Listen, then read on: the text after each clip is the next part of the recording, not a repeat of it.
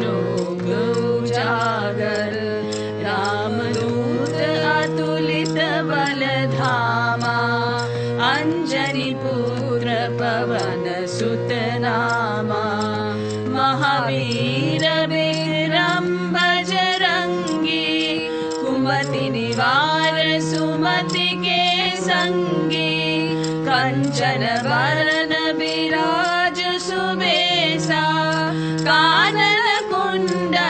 कुंचित केसा, हाथ वज्र और ध्वजा विराजे, कांधे मूंज जनेऊ साजे। शंकर सुमन केसरी नंदन, तेज प्रताप महाजगवंदन।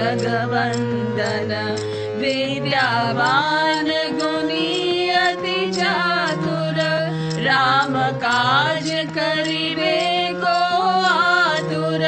प्रभु चरित्र सुनिबे को रसिया, राम लखन सीता मन बसिया।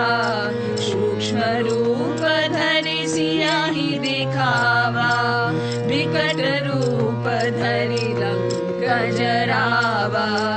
भीम रूप धरि असुर सहारे, रामचंद्र जी काज सवारे। लाय संजीवन लखन जियाए, श्री रघुवीर हरषि उर लाए। रघुपति कीन्हि बहुत बड़ाई, तुम मम प्रिय भरतहि सम भाई। सहस बदन तुम्हरो जस गावे, अस कहि श्रीपति लंठ लगावे। सनकादिक ब्रह्मादि मुनीसा, नारद सारद सहित ईसा। जम कुबेर दिगपाल जहाते, कवि कौविद कहि सकै कहाते। तुम उपकार सुग्रीवहि कीन्हा, राम मिलाए राजपद दीन्हा। तुमरो मंत्र विभीषण माना, लंकेश्वर भय सब जग जाना। जुग सहस्र जो जन पर भानु, लील्यो ताहि मधुर फल जानू। प्रभु मुद्रिका मिली मुख माही, जल्दी लाघि गए अचरज नाही। दुर्गम काज जगत के जेते, सुगम अनुग्रह तुम्हरे तेते। राम दुआरे तुम रखवारे, होत न आज्ञा बिन पैसारे। सब सुलहे तुम्हारी सरना, तुम रक्षक काहू को डरना। आपन तेज संहारो आपे, तीनों लोक हाँकते कापे। भूत पिशाच निकट नहीं आवे, महावीर जब नाम सुनावे। नासे रोग हरे सब पीड़ा, जपत निरंतर हनुमत वीरा। संकट से हनुमान छुड़ावे, मन क्रम वचन ध्यान जो लावे। सब पर राम तपस्वी राजा, तिनके काज सकल तुम साजा। और मनोरथ जो कोई लावे, सोई अमित जीवन फल पावे। चारों युग परताप तुम्हारा, है प्रसिद्ध जगत उजियारा। साधु संत के तुम रखवारे, असुर निकंदन राम दुलारे। अष्ट सिद्धि नवनिधि के दाता, असवर दीन जानकी माता। राम रसायन तुम्हारे पासा, सदा हो रघुपति के दासा। तुम्हारे भजन राम को पावे, जन्म जन्म के दुख विसरावे। अंत काल रघुवरपुर जाई, जा जन्म हरि भक्त कहाई। देवता चित्त न धरई, हनुमत से सर्व सुख करई। संकट कटे मिटे सब पीरा, जो समिरे हनुमत बलबीरा। जय जय जय हनुमान गोसाई, कृपा करो गुरुदेव की नाई। जो शतवार पाठ कर कोई, छूट ही बंदी महासुख होई। जो ये पढ़े हनुमान चालीसा, होए सिद्धि साखी गौरीसा। तुलसीदास सदा हरि चेरा, कीजे नाथ हृदय महडेरा। कीजे नाथ हृदय महडेरा, कीजे नाथ हृदय महडेरा। पवन तनया संकट हरन, मंगल मूर्ति रूप। राम लखन सीता सहित, हृदय बसहु सुरभु।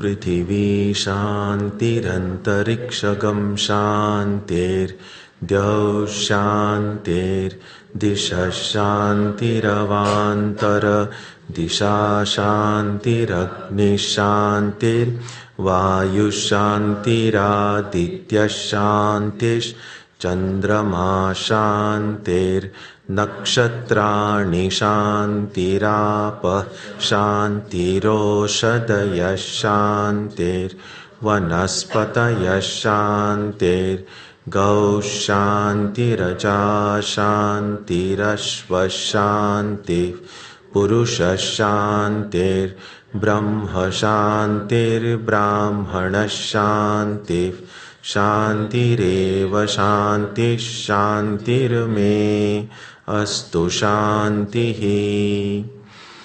May there be peace on earth and in the sky. May there be peace in the water and in all directions. May there be peace in the plants, in the trees and in animals.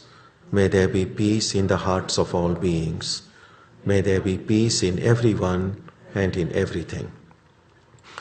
Sarvetra sukhinas santu, sarve santu niramayaha, sarve bhadrani pashyantu, ma kaschid dukkha bhag bhavet, sarvastaratu durgani, sarvo bhadrani pashyatu, sarvas sadbuddhimapnotu, sarvas sarvatra nandatu.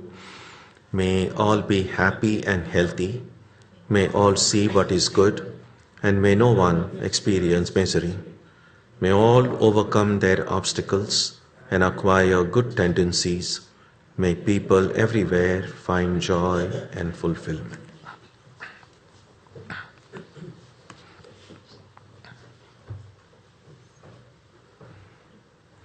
Let us now spend some time touching the center of peace and joy in our hearts. A good way to begin the practice is to withdraw the scattered energies of the mind and bring them to rest on one point. That point can be our own breathing. Let us therefore practice breathing with awareness. As we breathe in, let us visualize that our body and mind are being filled with love, strength, and compassion. And as we breathe out, let us release all the stress, anxiety, and exhaustion in the body and mind. Let us practice this way for a while.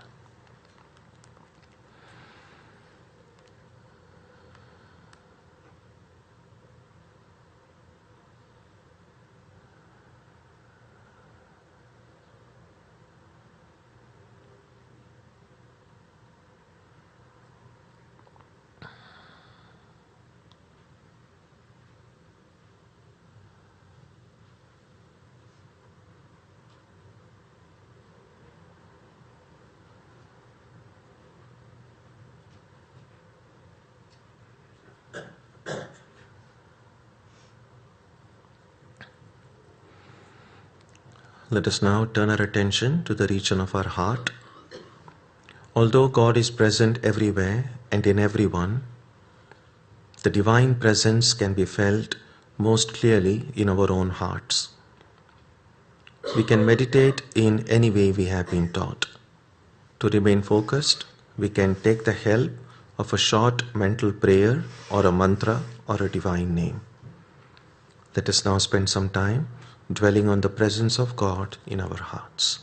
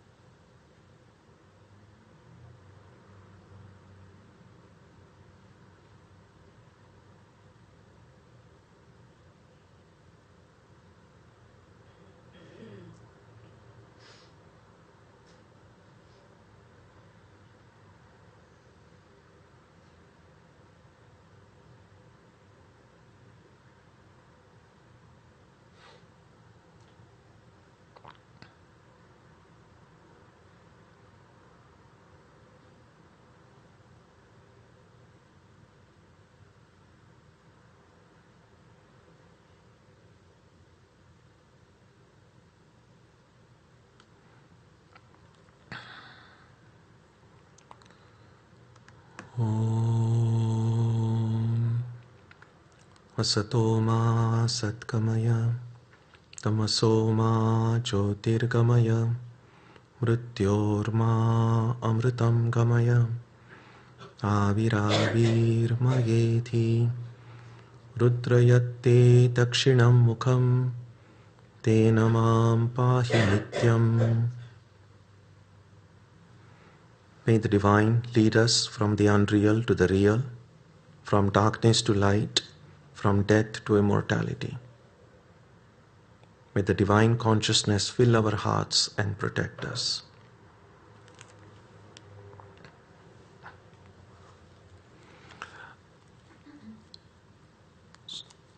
So we celebrate today the Rama festival, and we know many of these festivals that we observe here are done according to the lunar calendar. And because many times the exact date, this is the day on which Rama was born, is celebrated as Rama's birthday. And because we follow the lunar calendar, oftentimes these days come on a weekday. And then it's difficult for everyone to come on a weekday. So we usually celebrate it on the immediately following or preceding Sunday. Now today is a little bit special because it so happens that even according to the lunar calendar, it comes on a Sunday. So today is the exact day, if you like, we found, on which Rama was born. So this is well, every celebration is festival, every celebration is special, but this is a little bit more special. Also, Rama was born according to the reports that we have and his lives that have been available. He was born at 12 noon. Among the Hindus have large number of deities and large number of ways they worship the divine. But among the historical personalities, these two, Rama and Krishna, are probably the most known, and they probably have the largest following in some ways. And that's why we are in these two, one in the fall and in spring. And so we have these two major festivals here, Krishna festival and Rama festival. So Krishna, we read, was born at 12 midnight and Rama was in 12 noon. And so again, so in another half an hour exactly, will be Rama's birth to the minute, last minute, if you want. In India, when they celebrate these days, in some parts they have a worship offered to Krishna and Rama at the exact moment when they were born. And that is what they do generally is, for instance, in Vrindavan, where they have worship of Krishna, and in Rama in Ayodhya, the actual place where he was born, in many other places. What they do is, in many places, they'll have just like when a baby is born, they'll have a cradle, and the cradle they'll have a child Krishna or child Rama put in that cradle, and the cradle will be covered. And the puja generally begins a few minutes before 12 midnight or 12 noon, and then at exact 12 o'clock, they'll be blowing of conches, and then they'll remove the cloth, and then they'll rock the cradle, and then they'll have a worship done. They'll have the baby brought out from the cradle, installed on the altar, and then they'll have a puja done. So we'll try to do a little bit of that today, since it's a special day. So at 12 o'clock then, we will blow conches here, and we'll have, well, the baby is already grown up there on the altar. And then we'll have, but nothing prevents us from visualizing Rama as a baby in our minds. And then we'll have an arati, and then we'll spend a few minutes meditating. We can meditate on Rama himself, or we can meditate on any way we think of the divine. But the divine as a child, a baby, a birth of a baby, when we contemplate that in our heart, it's really the birth of the divine in our heart. It's really the birth of our own spiritual life.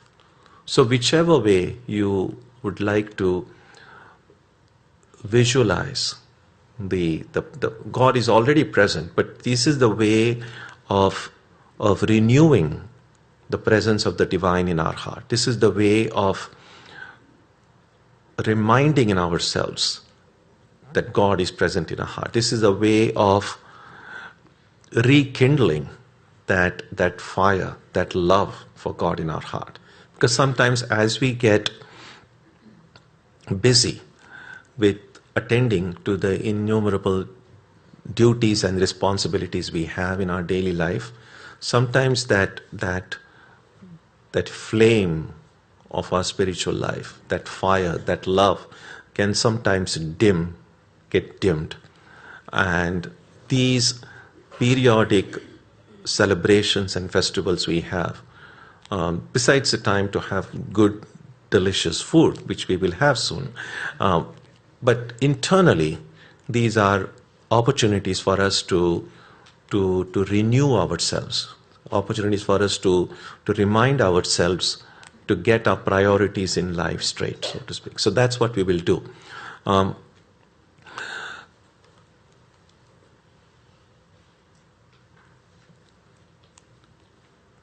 So this is the Rama's birthday is also more popularly known as Rama Navami. Now Navami, it's really the 9th day of the lunar fortnight. And so the lunar month is often divided into two. The two fortnights, one is called the Shukla Paksha, and the other is called the Krishna Paksha. Shukla means it's a bright. So there is a bright fortnight, and then there is a Krishna Paksha, the dark fortnight. Now, clearly, if you see the amount of light in either of those two fortnights, it's not really that different. Then why one is called the bright and the other one is called the dark? For simple reason is that after the 15 days after the full moon day, what do we say now? After full moon. So 15 days after that, gradually the moon will shrink in size. And so we're kind of in the bright light, we're kind of going towards the new moon, which is like the darkness. So that is often called the dark fortnight, Krishna Paksha. And then the time in the new moon to the full moon, when progressively the night becomes brighter, that's why it's called the bright fortnight. So Rama was born in this bright fortnight on the ninth day after the new moon. Now, one of the things we will have seen in our lives, that when love springs in the heart, then everything connected with the object of our love somehow acquires a new meaning. Apparently, it's a little bit like this, that when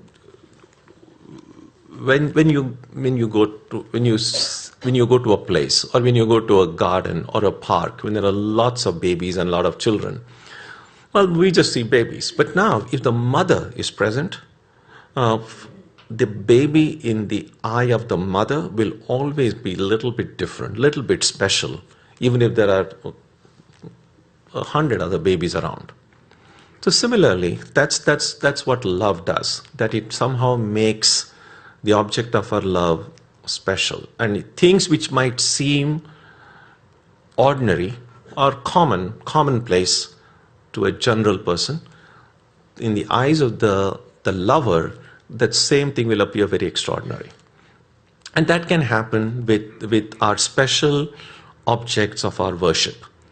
Whichever way we conceive the divine, whichever form, whichever personality the divine enters into our heart, everything connected with that ideal, with that personality, will somehow become special, will somehow become meaningful. And that is also similar phenomenon that happen in the case of those who worship Rama, who see Rama as their special ideal. I remember as a child, growing up in India, Of course, Krishna and Rama are almost like a part of your just growing up. They're there everywhere, and so they're a part of your life. One thing that happened in my case was, well, I loved both Krishna and Rama in a kind of a general sort of way, but when I began reading Swami Vivekananda, I was most fascinated by Swami Vivekananda's personality when I was right in the time of, I was 10 or 11 years old. And then when I read in Swami Vivekananda's life that Rama was his Ishta, that Ramakrishna had initiated Vivekananda with the Rama mantra, I began to love Rama more because it was whom Swami Vivekananda loved. So that's what I mean by saying when something is an object of your love, everyone associated with that object somehow becomes special. And that's how Rama, and then of course later on as I grew older and began to read and understand a little bit better, I was able to appreciate Rama's life and teachings and personality even more. And so those Rama worshippers therefore have seen even the Navami. Why was Rama born on this 9th day? Now we might say, well, 9 is just like any other number. But again, as I said, through the eyes of love, when you see, then they're able to find something special with the number 9 itself. And then there are lots of thinking and lot of interpretations have gone in this. And one of the things that I read recently was the number 0, for instance. Oftentimes, 0 sometimes just means empty. But 0 doesn't mean nothing is there, because 0 is there. So it's a number that it signifies being, because there is this number 0, without which really they say mathematics would have been so difficult, or not the way we understand it today, if this idea of 0 didn't exist. And sometimes they attribute that invention of 0 like to as a discovery made in India. Some people say it was done in the Arab world, well, wherever it was done. But mathematicians often see even the concept of 0 to be really a big breakthrough. In any case, so the 0 is something that is there and really isn't there. And to some extent, therefore, they say that the idea of emptiness and the idea of fullness, they kind of exist side by side. If you want to think of that infinite impersonal being, well, probably the 0 or empty or fullness probably would represent that. But then, once you come with the number 1, the idea of 1 cannot exist without the idea of not 1. And therefore, once that 1 comes, then 2, 3, 4, 5, this multiplicity begins to develop. And in some of these ancient texts, Prakriti or nature is sometimes called Ashtadha, eightfold. There are different ways of categorizing these things, but one of the ways nature, material nature, gets categorized is in 8 forms. And therefore then some of these books say that the 9 is a very special number. It's special because once this nature takes concrete forms, the way the divine, the only way we can apprehend the divine through our senses, through the body and mind, is through a personality. And that's why they say Rama was born on the 9th day. It is to go beyond the nature, which is this eightfold. But the 9th day stands the grasping of the infinite through the body and mind. Because the infinite as a spirit is really beyond the body and mind. You really have to leave your body consciousness, the senses behind, in order to grasp and be one with the infinite.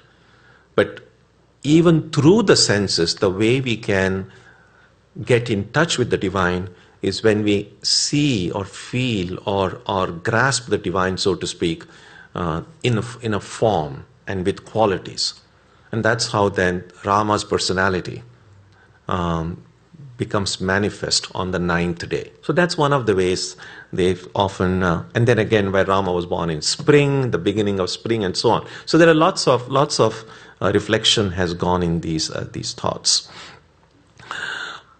One other idea that comes in the way Rama's life is depicted in these ancient books is there are two major ways of doing it.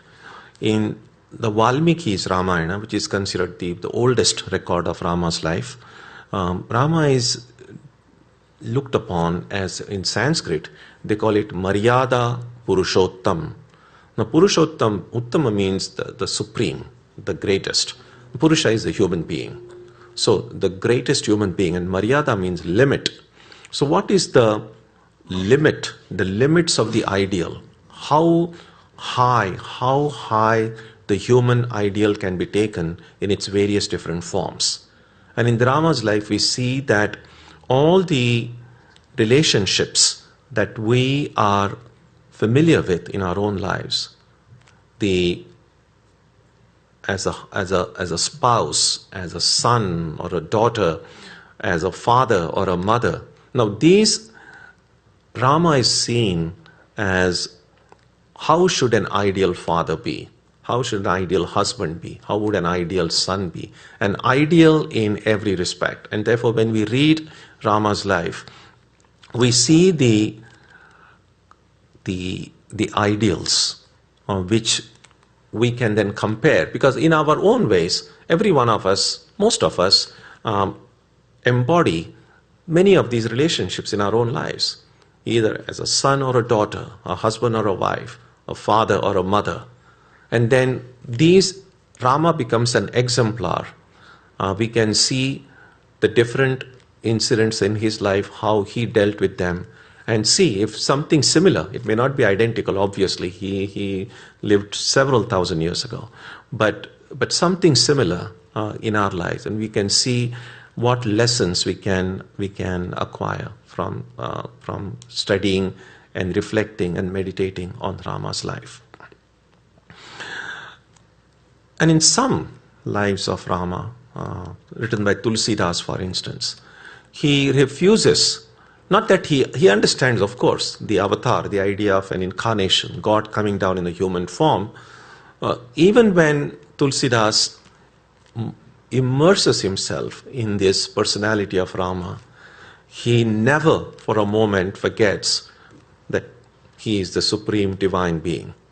And so we have these two basic approaches to Rama's life. Seeing him primarily as this divine being who has taken this human form to come and teach us, and from the other side, primarily an ideal human being who can show us the highest limits we can raise ourselves to.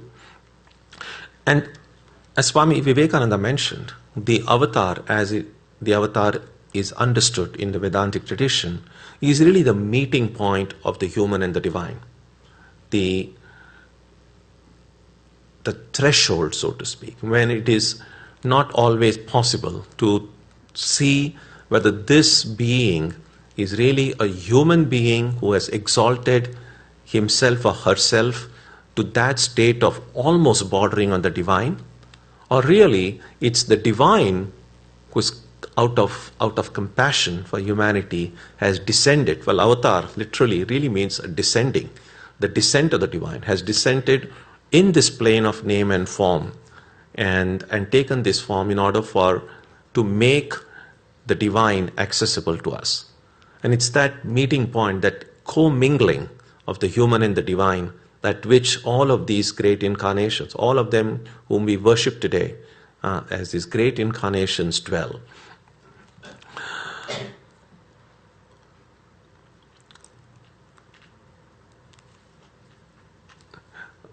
Speaking about the eyes of love, there is some reflection done on his name, Rama itself. That why we read in his life, for instance, that when a baby is born in olden times, And in some families, even today, they would usually invite the family teacher or the guru or some holy person to come and request to give a name to the baby. And oftentimes, the traditionally, in the traditional households, the baby would often be named after the name of some deity or some spiritual quality. And the idea was that as parents would often have to call, when someone is a part of the family, you address each other. And the idea was that if the baby is named after something reminding me of my spiritual life, or named after some deity, every time I call out my son or my daughter, I will be really uttering the name of God. So you kind of, as they say, you're killing two birds with one stone. So you're automatically taking the name of the Lord, and at the same time doing your daily things that need to be done. So uttering the divine name is considered a purifying act. In fact, one of the major benefits of japa is that it purifies us. It purifies heart because we are repeating God's name. And so if members of our family also have names which remind me of God, then that will also purify me. And so that was the idea. Names were usually given that way. Of course, the times have changed. Now we find sometimes we're naming the baby as an apple. Also, people have often names of fruits also now given. So we read in Rama's life that the family teacher was one Vasishtha. And so he was called by Rama's father, Dashratha. And he said, please name, or what would you suggest we call this baby? And of course, that the teacher saw, obviously Vasishtha was himself an enlightened being. He could see that this is a divine being come. And so then he tells Dashratha, he said, I see in this baby all these qualities. We in the bhakti books, God is often seen as a sakala guna sampanna, is an embodiment of all these virtues and qualities. And so Vasishtha says to this baby's father, I see all the qualities. So he really can be given any number of names. And then he says, but he chooses the name Rama. And then, of course, as I said, this eyes of love, these eyes of devotion. And then students and devotees have wondered, among all the names, why Rama? And then, of course, there are many, many reasons given of the why Rama is special. And among the different reasons given, I'll just mention one, and that is the way the Sanskrit alphabet works. So Rama, it has just like any word, it has consonants and vowels. And so Rama, in English, of course, we'll say, well, R and M are consonants, A is a vowel. But in Sanskrit, R is the consonant, and A is the vowel, and Ma is the consonant, and A. So Ra, Ma, A and A is the vowel, and Ra and Ma is the consonant. Now, when you write Sanskrit in a Sanskrit script, so if you just have to write Ra, it usually goes above the line. So, for instance, without the vowel, so like Surya, so that Ra will be usually above the line. Similarly, if you write Ma, the consonant Ma, without being followed by a vowel, it's usually called an anuswara, a dot, which goes above the line. And so Tulsidas, when he described Rama's name, he said, the two consonants in Rama's name, these are the only two consonants, when they write, they go above all the rest. And that is why they are special. Now again, as I said, to a common student of language, it's like, well, so what? This is just one of the two consonants. But when you see this with the with the eye of love and devotion, even in these things you see something very special. In India, those who are grown up in India or are familiar with the life there, the greeting, Ram Ram, is the most common greeting there.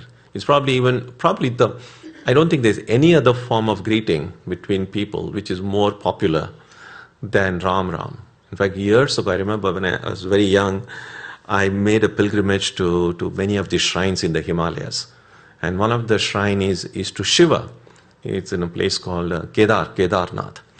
And my imagination at that time was, well, all these pilgrims now making this very difficult pilgrimage to the Shiva temple.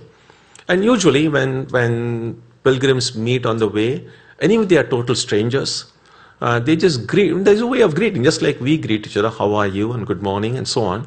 And there, even if there are strangers, usually they'll greet with some kind of a spiritual greeting. Now, my understanding was, well, if they are all going to Shiva's temple, the greeting would be something connected with Shiva. But it was a pleasant surprise then to see, even on the pilgrimage to Shiva, they were all greeting each other as Ram Ram. So there seemed to be a little bit something more special. And many of us who have studied Ramakrishna's life will know that the mystic vision that Sri Ramakrishna had in Benares as his boat passed through that ghat called the Manikarnika Ghat. That's where most of the people who pass away in Benares, that's where the bodies are cremated. And that is where Sri Ramakrishna had that mystic vision, that he saw that every soul, every person who died in Benares, he saw the Divine Mother in his mystic vision come, and he says, snap or cut the bonds that were binding that soul to on this material plane. And then Shiva, who is the presiding deity in Benares, come and give what is often called the Tarak mantra. Tarak means saving, the saving mantra. And Tarak mantra is nothing but the name of Rama. And so Shiva uttering the Rama's name. And it's customary in India, nowadays, of course, when everything is mechanized and bodies are whisked away in an ambulance or in a hearse, traditionally, when the bodies would be taken to the cremation ground with people carrying the body on their shoulders, a common way the chanting people do at that time is called Ram, in Hindi is actually Ram Naam Sat Hai, which really means the name of Rama is the only true thing, or Rama alone is real. Again, reminding oneself the constancy of the divine in the midst of this perishable world. Ram Naam Sat Hai, the Naam, a name. This is again you find in the Bhakti texts. What is the relationship between God and God's name? Because when we do japa, when we repeat the mantra is God's name. Now, how does repeating God's name will bring me to God? How is the name and the divine related? And Sri Ramakrishna often said, he said, Nam, Nami, Abhed, means the name and the named, one whose name it is, are really one and the same. They are not different. In other words, one is intrinsically connected with the other. In the bhakti schools, in devotional books, they go a step further. They say that God's name, again, this is through the don't apply logic here. It's just through the eye of love. They say that God's name is even more powerful than God. So, well, this doesn't make sense. Again, don't think about it logically. We see that in Rama's life, for instance, when we see Sita was kidnapped to Lanka, and then there is this battle in the end between Rama and Ravana, the forces, the divine and the force of evil. So Lanka, which is the present day, Sri Lanka, as those of you are familiar with the geography in the Indian subcontinent, Lanka is an island. Sri Lanka is an island separated from the mainland. Not unlike Cuba, for instance, very close but separate from the mainland. And so we read that when Rama had to go there, Lanka, to rescue Sita and kill Ravana, they had to build a bridge. And to build a bridge, then there's all this story connected with it. But before Rama's bridge was built, it was Hanuman.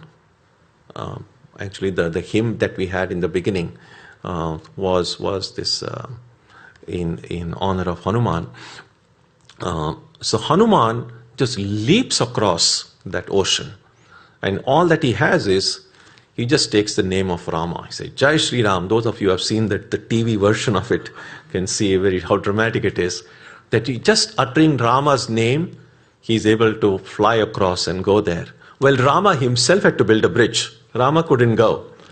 Again, sometimes with half-jokingly they give this as an instant show how Rama's name was even more powerful than Rama.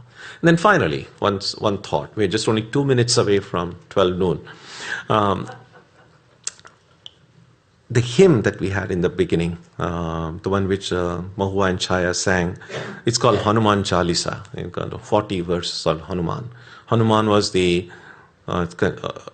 in fact considered the ideal exemplar of the relationship with the divine. If you see the Lord as our master and me as a servant of God, then who would be an ideal servant of God? And Hanuman is seen as an exemplar of that. And that hymn called Hanuman Chalisa is often considered a very powerful hymn. In fact, there are many who repeat it often because it is believed to be, it gives a lot of strength. So people in distress, people who have in need of strength, have often found reciting that. And even if you don't know the original language, even reading its translation is found to be extremely giving courage and strength in times that we need. And so it's a very, very popular and powerful hymn. So I was very happy that we chanted it this morning. So now we will have we'll see Rama's birth and have Arati. Very good.